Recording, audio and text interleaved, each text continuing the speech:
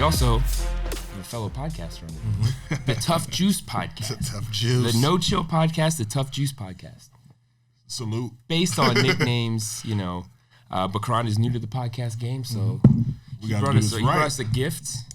19 crimes, Wait, he brought us a gift. Should we be buying you a gift? Oh, we man, got something for him. It's an honor to be on the platform, so, we got to do it right.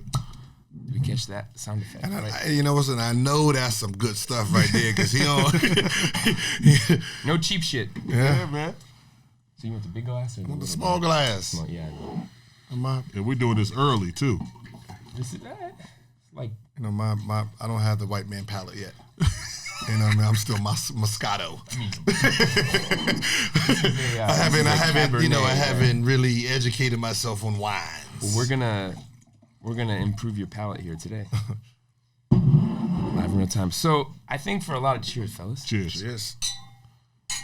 Cheers, G. Oh yeah. If you throw some orange juice in there, that's a sangria. No. No, it's a sangria. That's actually a sangria. Okay, so wait. I know this. Your drink of choice is Malibu cranberry pineapple. That's some spring break shit right That's there. a lot of stuff right there. Like a 17-year-old girl right there. Where did you develop that?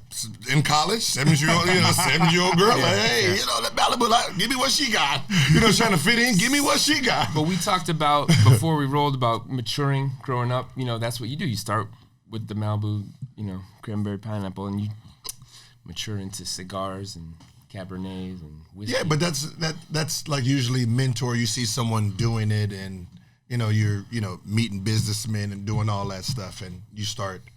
I box my life in. I don't want to go no meetings.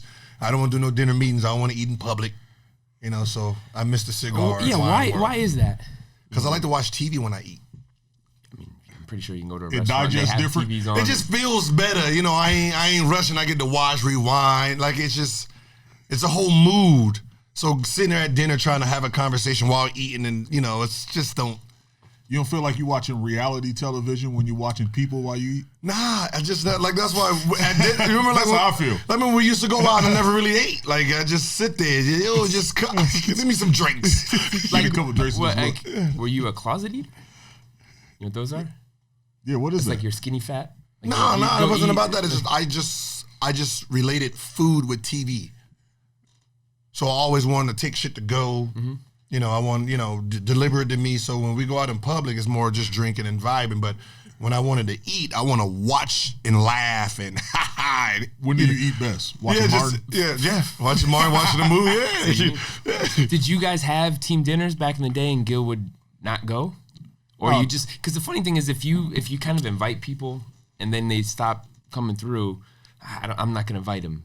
And they're like, that's when you get FOMO. You're like, well, you know what? It was there too. It was so crazy. I think Gil was the first teammate. It was second. I say second because I went to Kobe's spot often when I was with the Lakers. But Gil was the second teammate home that I went to, and he threw like a amazing party. It was the New Year's party, yeah. New Year's. Sashia had everything set up, and I was just like, yo, this shit is crazy. He had a aquarium in his house, you know what I'm saying? Like, I was just like, because I didn't realize, like, I had money yet. You know what I'm saying? Because you could do that too. Yeah, but I'd never, because I just wouldn't spend money. Like, I was just always, like, super, like, cheap as like, I'd buy, like, a car and stuff like that. I think you, before, but he was living. Differently. You had an imagination, like, man, when I sign this, I'm talking about he was living, though. Like, he was real life living. But, so funny, it's like, and see how he said that. How long has he been in the league before he gets to me and say, this is the second teammates? Because everyone thinks, we kick it. We kick it. We do, but we're so separated from each other because we're all different ages. Mm-hmm. So we're all different ages. We all different things. Like, okay, this person might have a fiance. This person is single. This person is. So you have to actually pick and choose on when you're going to spend time with someone. So that was the year. It was like just never came to my house. I never invited. I just was a homebody. when it came to that sense. So if we did go with each other, it was to a club. And we know if him and Antoine went out, okay, it was a serious one. Okay, it was special. It was hard. It was hard to get, it was hard to get them two out, in public. So it's like, wait, somebody like, yo, you coming out? And I'm like, nah. And they're like, yo, Caron and Antoine coming. Oh shit, Caron and Antoine? Oh shit, well, let me put my jeans on, it's gonna be a good one. So, but other than that, it's like we go to team and, it was like, you knew how serious it was if the two captains were there. You know what I mean? Like, okay, this is a real one. They really want to vibe. It's a real, other than that, you played your separate wings because everyone's living a different life. You got your strip clubbers, you got your partiers, you got your married men, you got your fiance men, you got your family men. So it's hard to really sit there and mingle as a group. We vibed on the court just telling stories in the locker room, and that's where our vibes came from. But when it came to like going to each other's houses and vibe, it was rare. Yeah. Because we was just like different spaces. Yeah, like I've never been to his house, never been to Antoine's house. Or just but we just vibe, like we just connect. Yeah, because also you think of so much time on a plane, on a bus, like walk, like shoot arounds, practice, all that stuff that you do. Like, man, I just want my own time. I see you too much, like more than my family. It's just not that. It's just when you left the practice facility. It's just that's what I said. You didn't realize how different everyone was. I remember when I was at Golden State. Like I got Chris Mills down here. I live closer to, but I'll drive to go to Dan Pierre's house because Dan Pierre was like teaching me like, yo, hey, I need a rug here. I'm like, let's go get it. Nah, it's gonna go on sale in 30 more days, so I'm gonna wait. He's like, yo, I take my time when my house because this is my house. So, then you got Chris Mills, he having fun gambling, got the cars outside. So I got two spectrums of life. And it's just sitting there trying to figure out which road I want to go through. And you see two different people. Yeah. Both of them, got fiancés and, at that time and girlfriends. But it's just two different wows of life. And it's just trying to figure out as a young kid which one seems more fun, which is more realistic. And, that's what it is. When you come into the league, you're trying to fit there and you're trying to look, okay, Caron got the suits on. Like, I see him like, damn, I need to get my suit game up. I said that when he pulled up, like, man, I need to put my suit game on. This is not well-dressed episode we've that's what I'm like, and I said it to myself, like, man, I don't look nice on it. I need to go ahead and get me a suit too, But that's how we did. But that's how we did it. We learned from each other because at the end of the day, we don't know something until we see one of our fellow people doing it. Yeah. It's real. You know what I mean? Like I don't know, like the wine. So I'm sitting here like, okay, let me go ahead and write that down. Caron, okay. He got the cigar. Let me go ahead and try the cigars, and that's how we learn from each other.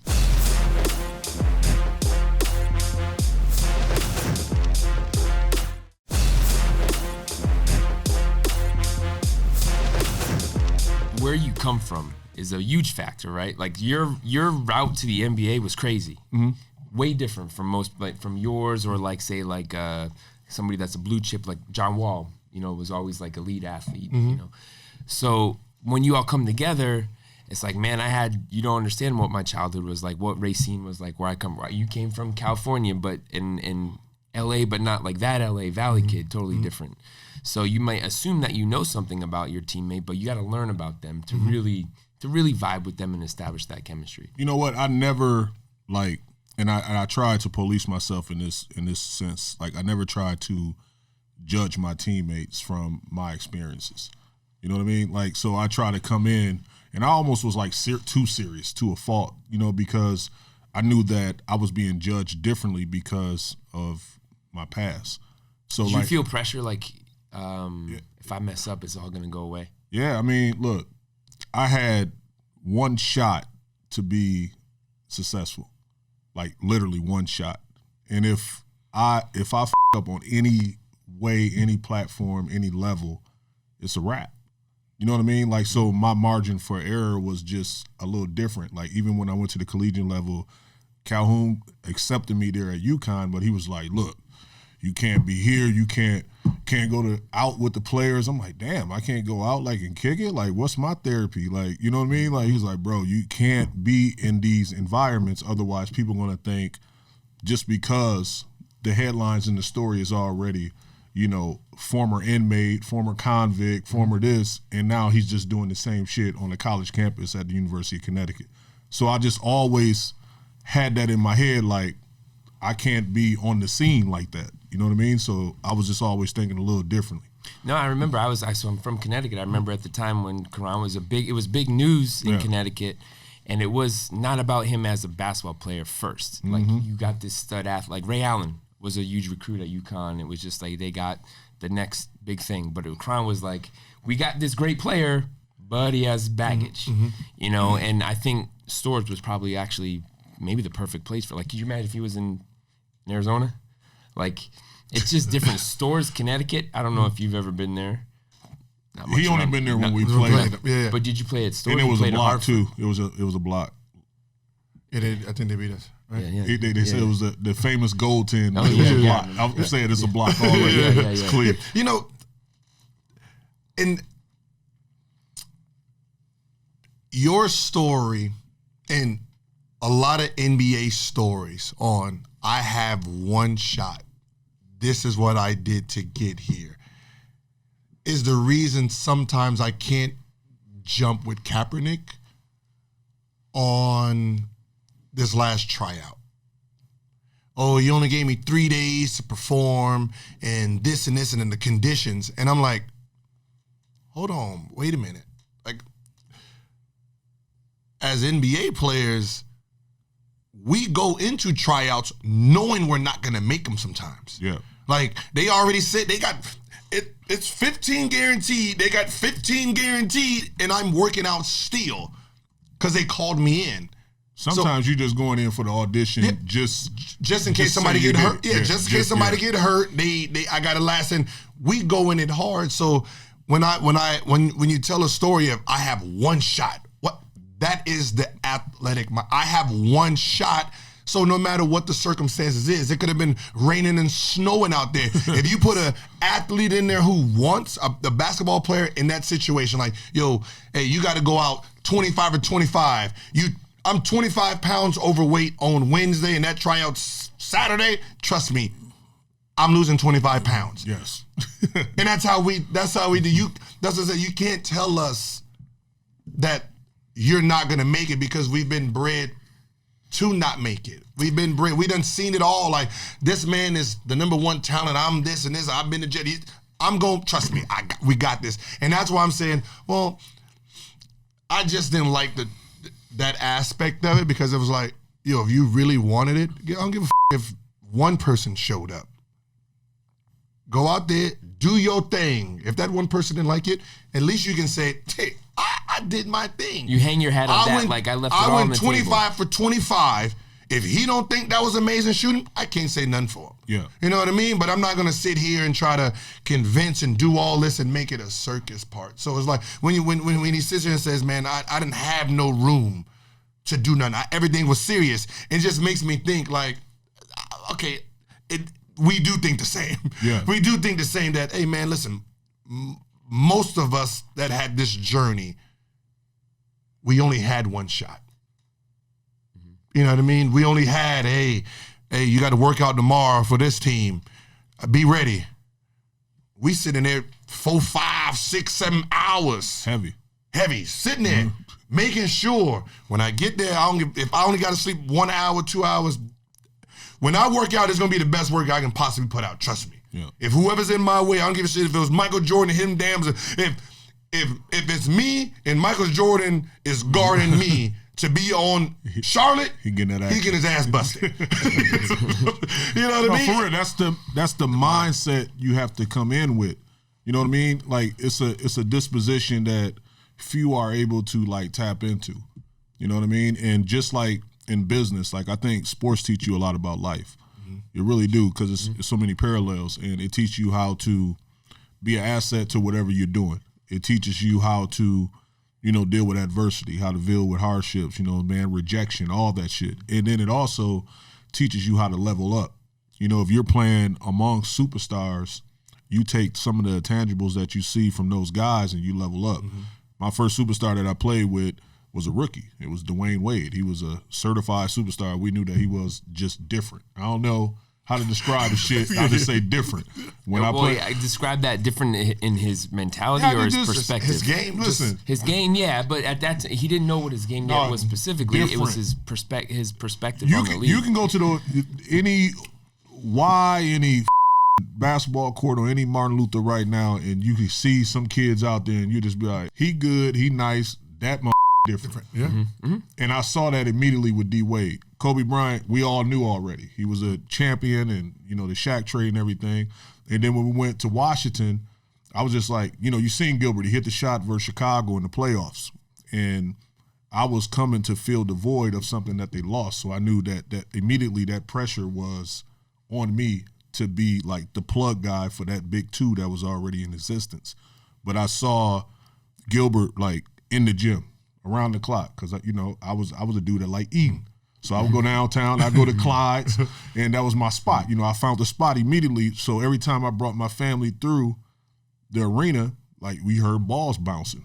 He was in there just different, working out. So it was just like, okay, he's forcing me to level up because why the I'm eating and chilling right now, and the best player on the team is doing this right now. So it people force you to level up, and that's what happened in life and business also. What's so funny to tap on that? What year? This is 2005, 6, right? So you're talking about 2005 and 6. When I learned how to be in a gym, I had Jason Richardson and Troy Murphy in there with me, and Mark Jackson. Right? And then you go to Washington, nothing. Caron comes. And I said, come in with the family. They come in, show the family, hey, this is locker room. Yeah. Next time I'm in there, he in there. You know what I mean? Next time I'm in there, he in there. And then you see that he's same thing I'm thinking. Oh, shit, that try to beat me to the gym. You know what I mean? That's what it's about. And that's how you supposed to be. Like, you're supposed to look at a teammate and say, you know what? I know what makes him good, and I want to tap into that ability. I remember I had the D-Wade thing. Oh, he bust. Well, he didn't bust my ass. He bust Larry. He bust Larry Hughes' ass, but it was because of me. it was because of me. That's the best way to put it out there, right? Fair. It was one of those things where they were asking us about the Heat. And I was like, nobody worrying about the Heat and Dwayne Wade. He can't shoot. Just do what they did in the Olympics. They just sat in there. He can't shoot nothing, right? Woo, man, that man, like, I've never seen someone that don't look angry, playing angry with no words, whooping ass. Like, every spin move looked amazing and up and under. I've just never seen someone dominate without actually shooting it. He didn't shoot a jump shot. Gave us 40. Efficient one. It was a quick 40. And we back in the locker room, right? And Larry Hughes never really says anything. He says, hey, shut the Oh, no. I plan on it. Yeah, I'm done with all that calling players out because he you up, partner.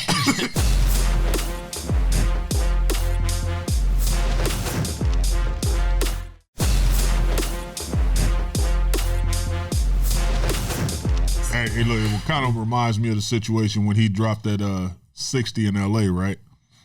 And he did the whole bow thing at half court and showed his ass. And I was just like, I didn't even know he had 60, by the way. Like, I'm tripping because I had like 27, 20. I'm like, damn, I scored 28 out here at Staples. And we go to the locker room, and I'm looking at, I think it was Deshaun or somebody's like, yo, this motherfucker 60. And I was like, no, he didn't. And I said, oh, shit. Well, you have 48 and Deshaun told you that? No, there was a game. No, that's what I said. It was one of those games. No, I thought you told me it was like a timeout or some point. He did tell you, and then you're like, I'm at the free throw line, and then it was one of those things. Bro, and nobody knew because it was I don't want to say it was effortless because he was doing it, but it was just like it didn't. You were used to him. No. See, bro. Okay, like that's what I said. It was one of those games where everyone talks about the 60. But no one paid attention to the 60 as individuals because all of us was balling. That's what I said. Like I said, he had 20-something. Caron, Antoine had 20-something. Deshaun had, like, so everyone was, like, be honest, if somebody was like, yo, got 60, we'd have thought it was Kobe because he made that fourth quarter comeback. Yeah. Killing. Because we were blowing them out. So it was really not, that's what I said. It didn't look, because the ladies like, oh, you had 60 tonight. Who has, and I had to look up. Like, oh, they said, well, thank you. And that was the thing. Like, You're welcome. The lady told me. And it was one of those things, but it was all purpose too. It was all purpose 60 because we needed every bit of it. I've seen the footage. Yeah, I'm aware. But he set the stage, right? Because we're talking about Larry Hughes guarding Dwayne Wade. The next game, I usually always text Kobe before games or, just talking shit. I was like, what up, Cole? What up? Nothing. Come to the game, he always give me a big hug and shit. I was like, what up, family? Nothing. I said, oh, that's what you on. And I'm looking at this like, you want some of this action? Did you tell him that? Because I know inside just, you would have been like, this is a peak right here. Yeah, but he got a thrill out of that type of shit. Like, we had to try to slow that thing down, man. Like, I was looking like, oh shit. That was the funny part. Like, I wasn't ready for that. Because he had to guard him. He had to start it all down. Hey, I remember that was the famous. You had stopped the 2-on-1 break. Boom, like this shit. Caron, he was like, that was a stupid foul. Yeah. You gotta, you wasted a foul on that. You gotta guard me. You need all 6 of your fouls. Yeah. Why would you pick up your second foul knowing you gotta guard me? I was like, oh shit. Like, so I got 2 fouls. He's actually right. I got 2 fouls in the first quarter, having to try to contain Kobe Bryant. One that's mad as hell because this brother went out there and scored 60 in his crib. And not to mention, you got a billboard that says 0 to 60 real quick or something. So like, right? Bro, it was like, oh wow. But that's what I'm saying. And it is funny because I don't have to deal with it.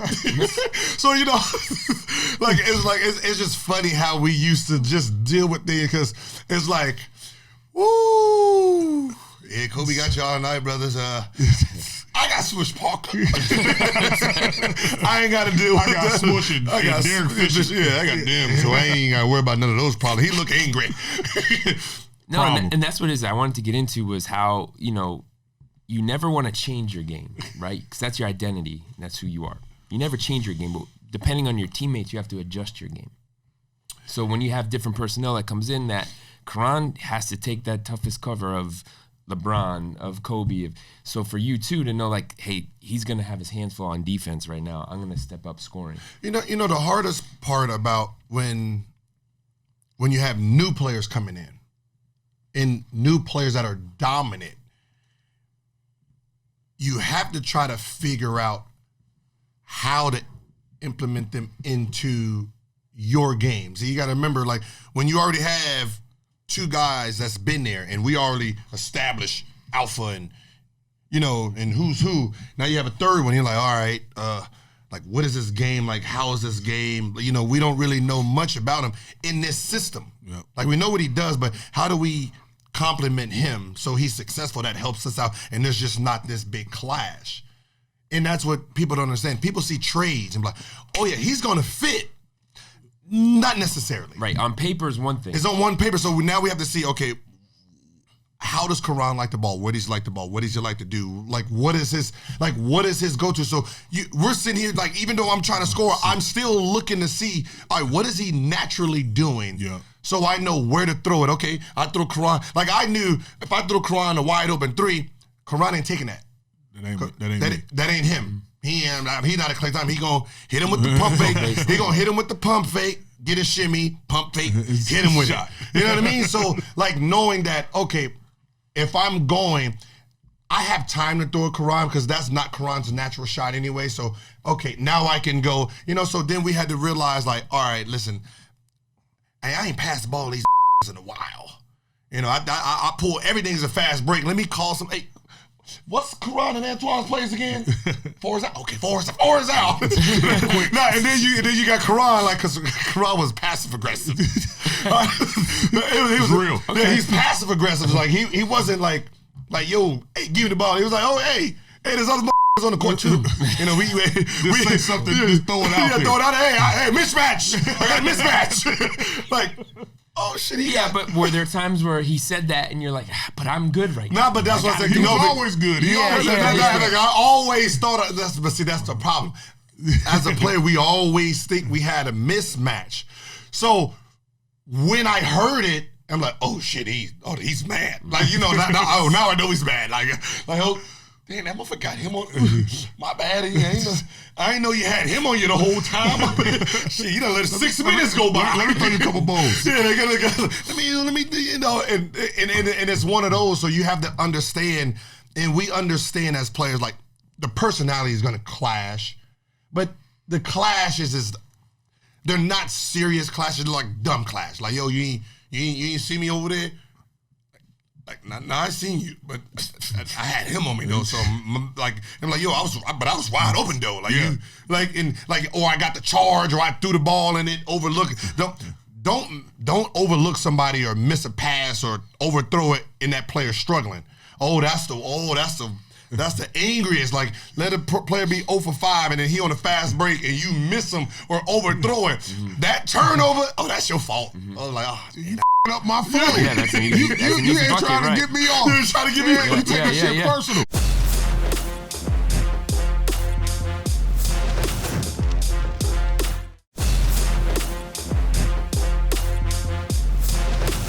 The other thing is that it's way different when you're competing against somebody, but then when you join them on a team, you would assume that you know something about their game, but it's a whole different. It's a personal thing. There's egos. There's the chemistry that has to be established. So when you saw Gil play, where you're like, am I gonna get enough shots? Am I gonna get enough touches because he's ball dominant or whatever? What did you walk into that locker room day one assuming about Gil that changed? You know what?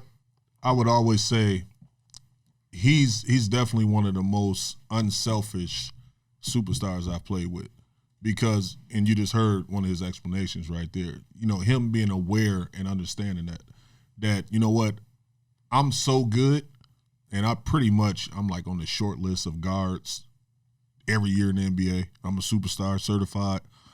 So I know that I can get mine whenever. So he had to do a balancing act. And people used to say he's a 2 guard, but he was a great point guard. You know what I mean? Because he was able to set the stage for myself, Antoine.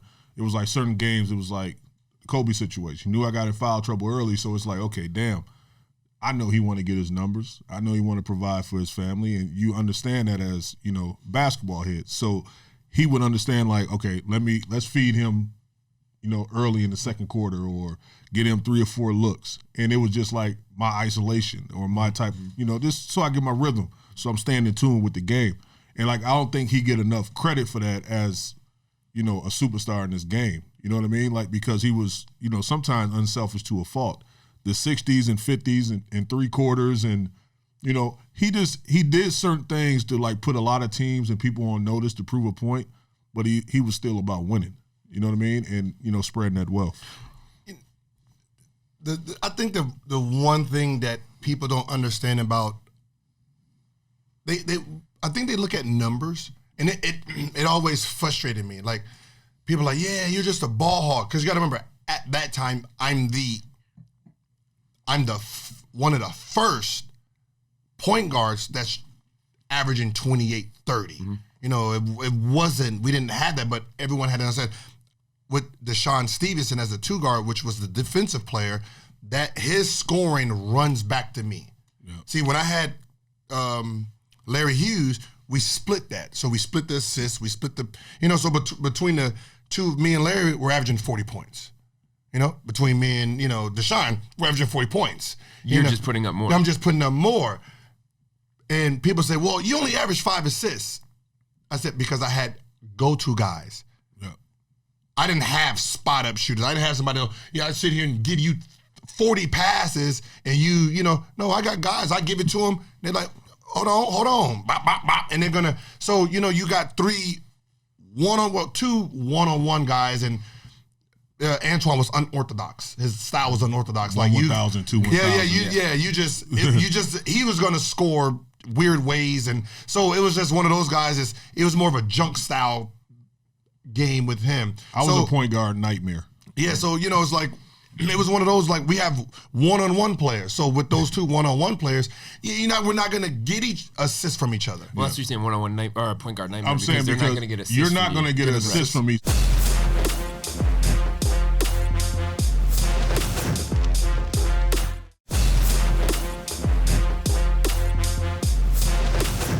Playing with superstars, and we talked about adjusting. Playing with Kobe. And I think there's a story there that you've told me, but the first time that you were introduced to the team and Kobe wanted to test you, I think that was Kobe's thing, right? Anybody that was going to play with him, he would have to test you and see what you got in the tank, right? So what went down when you first met with Kobe and you were introduced to the Lakers? Well, shit. It was a lot of things that went down. Kobe wanted to see was I about that workout life. And the second I arrived to, Los Angeles, Kobe was just like, you ready to black out. When I got traded for Shaquille O'Neal and we went to the press conference, and I never seen numbers like this on the sheet before. It was when Kobe signed 136 point whatever. I remember the point because it was a lot of money. You know what I mean? So he signed the contract. I was like, oh, shit, like, this is different. And, immediately you'd think that somebody's going to go on vacation or whatever the case. That's a lot of money. And he was just like, tomorrow, you ready to black out? And I'm like, what the is blackout? Like, we kicking it? Or like, it's a summer. Like, it's July. Like, what's up? Blackout. Workout. Bring your shit. We going in the morning, going in the evening. Till you black out. Blackout. And I was just like, all right, I'm about that life. And shit, I told my wife, I was like, I'm about to go with Kobe for a little bit. I don't know what he owned, but see what this workout, blackout shit he talking about. So I go in there, and, the workout was simple at first. You're going over, like, reps. You're going over, shots, form shooting. You're going over skill set shit. And I'm just like, oh, this ain't, this is cool. All right, now it's going to get intense, and like went to another level. And I was just like, so now we're going over like game speed, because we started off with just form, skill set, and then you go over game speed stuff. And then you compete with dummy defense, and then you start competing with each other. Like, we're going one-on-one against each other. So I was just like, yo, this shit is crazy. And then you had a post-workout with Joe where you're doing weightlifting and everything, and then you come back that evening. So that's when I was just like, yo, this shit is crazy. Like, but I was getting like, yo, you work till you like, black out. Right. And it was like, okay, damn, that was a lot. Two a day, like, that was a lot. See you tomorrow at 6 or 7, you know what I mean, a.m. And he always beat you to the gym, and it was the same thing. But I think our connection came because I was the first guy to like sustain that with him. And I didn't like dodge that fade. Like, I wanted that action because I knew that all the stuff that I learned in Miami from the godfather of the game, Pat Riley, he told me this shit. You know what I'm saying? He was like, do this, do that. You're going to be successful, longevity in the NBA. But I seen it in real time with Kobe. So it was like, because I'm never like a stranger to work. I'll go above and beyond if you show me. And he showed me how to get to it. So I was like, enough, like, say no more. Like, and that's where I was at with it. So it was different. And that's the blackout. Yeah. The blackout was with Ben Gordon. You told me, Caron. No, it was Ben Gordon. When I said Ben Gordon, they said they was doing some Nike thing, and Ben Gordon said LeBron James is the best player. Yeah, you remember that? Yeah. So he went to Ben Gordon and he said, told him what page it was on and everything. What number, and said, oh, so you think wait till this season. Like, he read the page number in the magazine. Yeah, and then he said, you want to go blackout? Yeah. And Ben Gordon was like, blackout? Yeah, you want to go blackout? Blackout. We're going to black out. We're going to keep working out till we pass out. Yeah. But and then the same thing where I had to learn how to work because I'm sneaking in the gym watching Kobe, and so, and I tell like players, like, you don't know what a work ethic is until you see the best player, second best player actually work out. Yeah. It's levels, man. And like people don't understand, like, you're an all-star. Yeah. how many shots you think? Imagine what the superstar above you is doing. Imagine what the superstar is doing. I would say this, and I always tell guys this: any true professional in his sport, his or her sport, can go to any gym and just look so dominant. But that's a testament to like their preparation and their training. Like everybody, to the last man on the bench, to the two-way guy, should be dominant in any, Joe gym. Mm-hmm. You know what I'm saying? And if you're not, like, something wrong with your arithmetic, something wrong with your shit. Mm-hmm. You know what I mean? And you shouldn't be probably where you at. You just probably know somebody that knows somebody. Yeah. You know what I'm saying? Yeah, I think from the outside in, we assume that, okay, you train in the gym, you lift weights, you eat right. That every player knows to do that. No. You assume that. You assume that 15 plus, like I said on Instagram, like, man, how is he in the NBA? He's sorry. No. Yeah. He's probably sorry compared to the rest of the NBA, but that is a professional athlete. Yeah, you can never say that they suck. But for our mentalities, like even us when we're playing, and he's this NBA player checking me. Yo, you're trash, bro. Mm-hmm. You ain't your defense. Get the fuck out of here. Leave Yo, open. And you're like, but it's funny to say because you are the 300 and something best players, and we still look at each other how Instagram be looking like, oh my God, Robeson, sorry. Yeah. Robeson will bust your ass. But Robeson will bust your ass and lock you the up. But you got to remember, our talent compared to his our offense compared to his defense makes us say, get his defense out of here. You got to remember, like, people don't really understand that concept. How I prepared my offense, there's no defensive player that trumps my offense because I put so much time into learning the defensive principles to know I don't give a shit who you are. You cannot stop me personally. So when you think about it like that, you look at someone like Kyrie and you look at someone like a KD and you say, yo, nobody can stop them? No. They've trained on their offense so much that they make this great defensive player look bad. Yeah, they have a counter to the counter. Yeah, so it's like whatever you try to take away. When you isolate this Kawhi Leonard, oh no, he's shutting your shit down as a player across the board.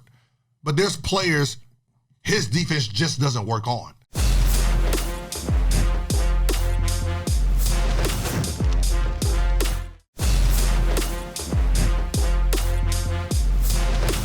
Like, look at Steph, right? 3 years, unstoppable. KD goes down, Clay goes down. Now, that supporting cast of deadly shooters is not on the floor. His percentage drops. His production drops before he hurt his hand. Because now, he's never played without these two weapons. So, when he does his natural going into the game movement, and he throws back, and, wait a minute, oh, no, I throw up, oh, wait a minute, oh, they're doubling me now. Oh, shit, let me. You know what he's saying? The 1-on-1 at 5 o'clock. Yeah. There's a whole lot of traffic. Now I'm the only eye on, like, everyone's looking. They'd rather Draymond Green. So now they're doubling and doing all this because when Draymond get it, he's going to drive, suck it in, throw it to Clay. Clay going to bop you. You know, that option's gone. Give it to KD 1-on-1. That option's gone. Now it's just me, pick and roll. Oh, they're not switching so me go against the big man. They doubling me now. Yeah.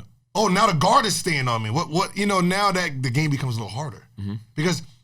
Not because he doesn't have the talent, is that he never had to train for it. He never had to train like as a 5 second and below guy, if I had to give the ball to one person on that Golden State team, it was going to Clay. Curry never, this is not like a diss against him. He just never got put in a situation where he had to be a game winner hitter because he set 4 quarters.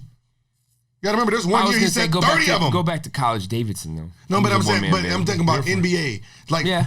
You gotta remember, so he sits his time where he's supposed to be getting his game like that to become that deadly shooter, he's sitting on there with the towel, dancing, having fun, enjoying life. So if you ever looked at Golden State's last 2-minute drill, they're horrible because they didn't know what to do. Because if you ever got them in that situation, which was rare, they didn't really know what to do because they never trained. There was no game experience here because shit, we're winning by 30 every game. So who do we get the ball to? That was on display like when Kevin Durant was first acquired to the team, and I remember the Christmas Day game. And they didn't know who the damn ball was going to. Yep. And it was like a cluster because even when they drew up the play, it was just like it didn't look right because they'd never been in that situation.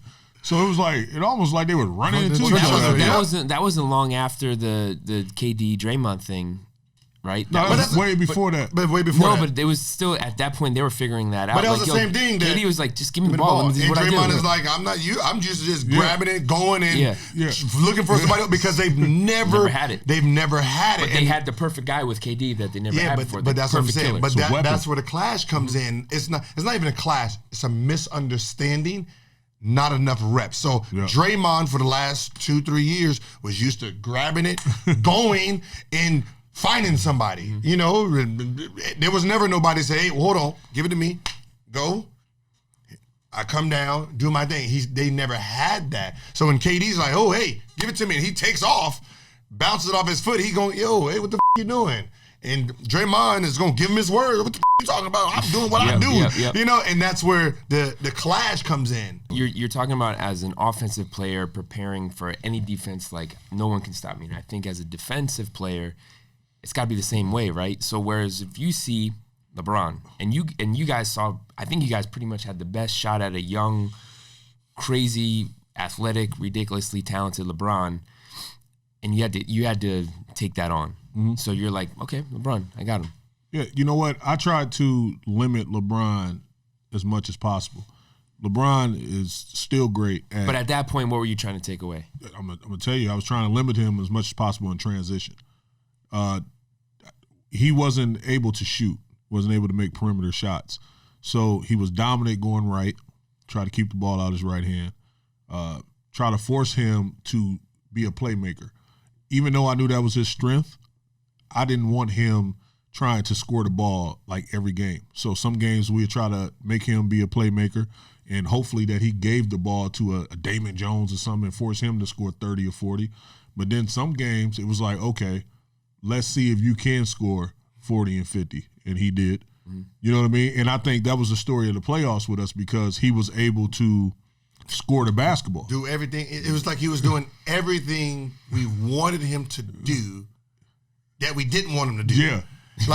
Like we baited him. Like we bait him. Okay, yo, you make them beat us. He did. And he's passing it to him. Like, man, they making the shot. Like, we're not winning. Like, even guys. if they miss it, he's still passing it. Like, yo, we don't no, we didn't. We think you're gonna force the shit up. Try to do too much. Do too much. And he's like, oh, you're gonna make me pass it 30 times? Okay. And then we're like, oh, readjust. Then he scores. I think our biggest thing that we didn't take into consideration was our backups was smaller than him.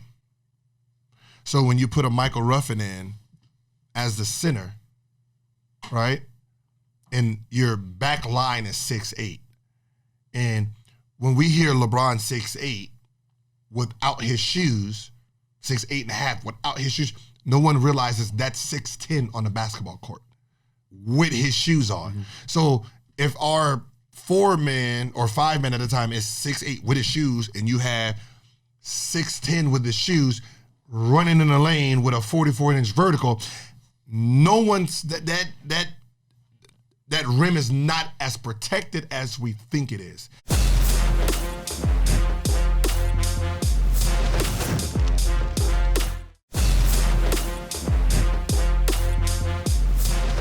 Brendan wasn't in on a lot of the traps, so like he was able to see over the help that was coming to possibly take the ball out of his hand. So that's a routine pass for someone that's as gifted as him. He's like, Yeah. Okay, I'm gonna look this way. Like I'm over to come to double A. Yeah. It's not like he has to. He's just like, okay, boom. That's where I wanted the ball to go anyway. So now you're at a disadvantage because we're playing 3-on-2 basketball headed towards the rim. And another thing was in transition, it was tough because you elect to pick him up 3/4 of the court, try to slow down his momentum, but that didn't help us because the pick still came, and then he was going downhill anyway. So the thing that I learned, like in 2011, when I was part of the championship team and championship run, they did a 3-2 zone, Dallas. So all we did was just sit on the perimeter. We had 3 up front, 2 in the back, and Brendan was out there. And when you have 3 up top, 2 in the back, you take a lot of shit out the game, a lot of in between shit, a lot of everything, because you force two of the best in the game at the time that lived in the paint, and Dwayne Wade. I think it was Dwayne Wade, Tony Parker, and LeBron James. You got 2 of those guys living on the perimeter. And I literally saw, and this one I knew he wasn't winning a championship. I literally saw LeBron and Dwayne, our distance, and Dwayne threw the ball to LeBron. LeBron was naked. He was wide open. Could have shot the 3. And he threw it back to Dwayne, and Dwayne threw it back, said, shoot the dead, shoot the ball. This is in the finals. And LeBron and I want to shoot the perimeter shot. And I looked, I was like, we're about to win a damn championship. Because I just knew that was the moment that they just, it just wasn't there. Because that was so early for them, too. They didn't figure it out yet. Yeah, and you would think that, he shoots threes all the time. He shoots the threes he wants to shoot all the time. Off the dribble, let me do my little step back. So, but he wasn't doing that when you guys played him, early Cleveland. If you look at his percentage, he still shot off high. dribble. Yeah. Off dribble. Off dribble. So that pass straight to him, and he shoots it. That wasn't a shot. So Dwayne's like, shoot it. And he's like, he wanted to say, well, that ain't my shot. What the f*** want me to just shoot this shit up for? So that's what I'm saying. But you got to remember, if someone's playing, chess in their head, okay, I'm going to drive a couple plays, get in the suck in. I'm going to pass a couple. It's like that. It's like that Mike Tyson theory. Someone has a game plan. See, a 3-2 knocks his game plan off because he wasn't expecting a 3-2. And Rick Carlisle said it. I don't give a if he makes 6. That's on me. Post game, I'll address that. That's not on y'all. That's on me. And everybody bought into that. With us, it was from a competitive standpoint, if I'm guarding LeBron, he scored 10 in a row. It's like, dude, goddamn, I ain't doing that shit no more. And it's just yo, that shit, we ball that shit, throw it out the window. But it was no, play the number game. Because this may work now, but now you're up all those guys' rhythm. So when he do throw it to them, the one-offs that they probably would make, they have no flow. To sleep, right. Yeah, but just wasn't able to process that in real time. Yeah. It's a trust thing.